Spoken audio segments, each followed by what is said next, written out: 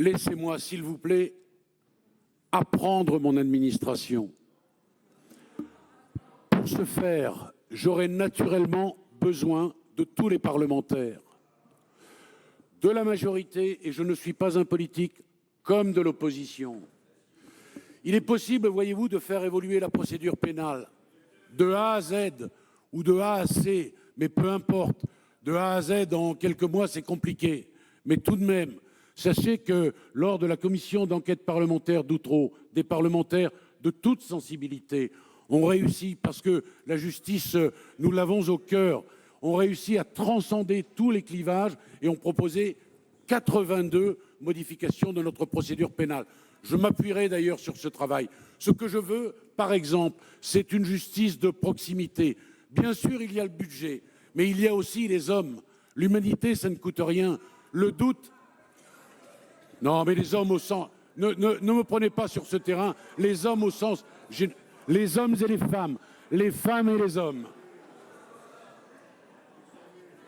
Ça n'est le signe de rien, madame. Pardon? Alors, je voudrais terminer mon propos. Il y a par exemple des choses toutes simples. Remettre au cœur de la justice la présomption d'innocence. Éviter des enquêtes préliminaires qui ne sont plus préliminaires et qui s'éternisent, sans aucun contradictoire.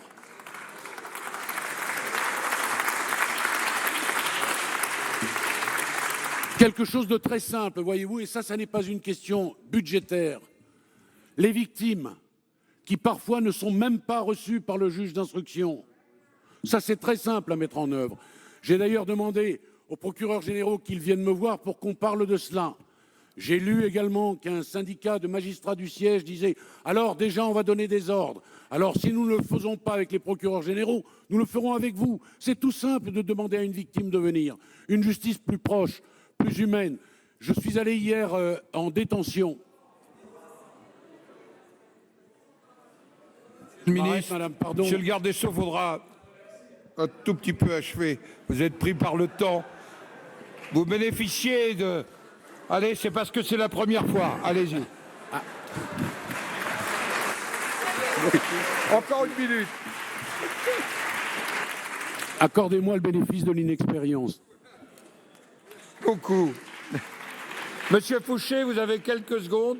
Non?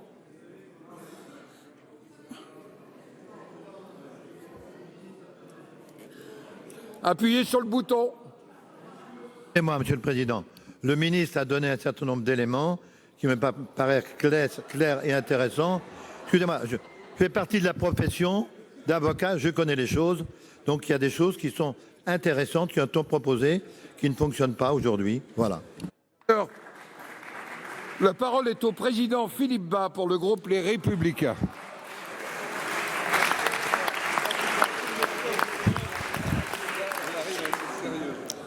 Merci, Monsieur le Président. Et d'abord, au nom de mon groupe, je veux à mon tour souhaiter la bienvenue au Sénat, au nouveau gouvernement. Ma question est aussi pour le garde des Sceaux. Monsieur le ministre, je vais changer ma question. Parce que Monsieur Fouché vient de vous interroger et je ne suis pas satisfait de votre réponse. Vous donnez une image incontestablement forte de la justice. Ce faisant, vous créez une énorme attente.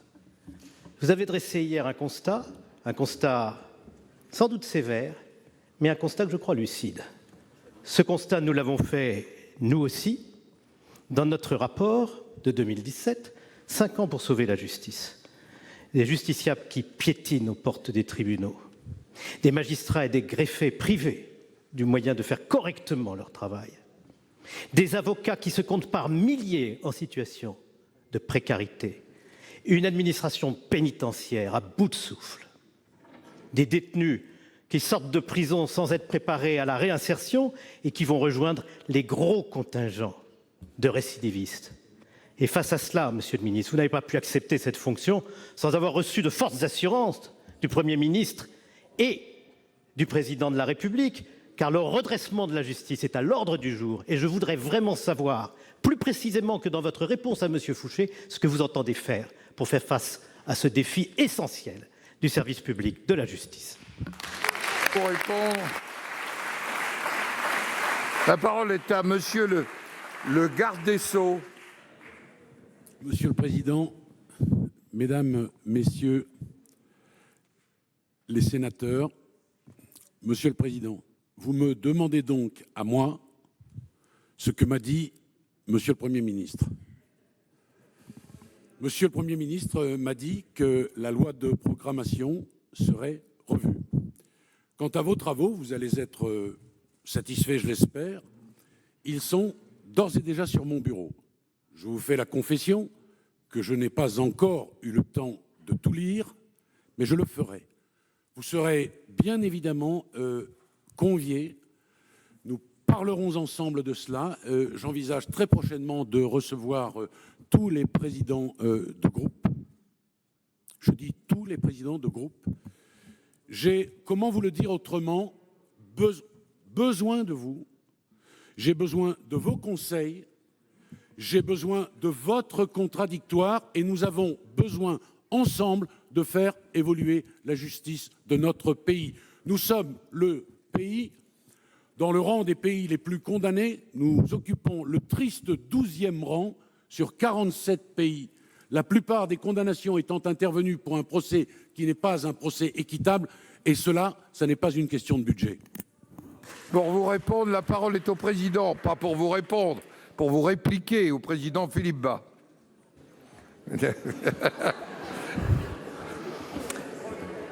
Monsieur le ministre, vous allez nous recevoir et nous allons vous auditionner. Après la déclaration de politique générale du Premier ministre, nous sommes pressés de vous entendre. Nous voulons rentrer dans les détails. Vous avez mis la barre haut, et même peut-être très haut. C'est la bonne altitude.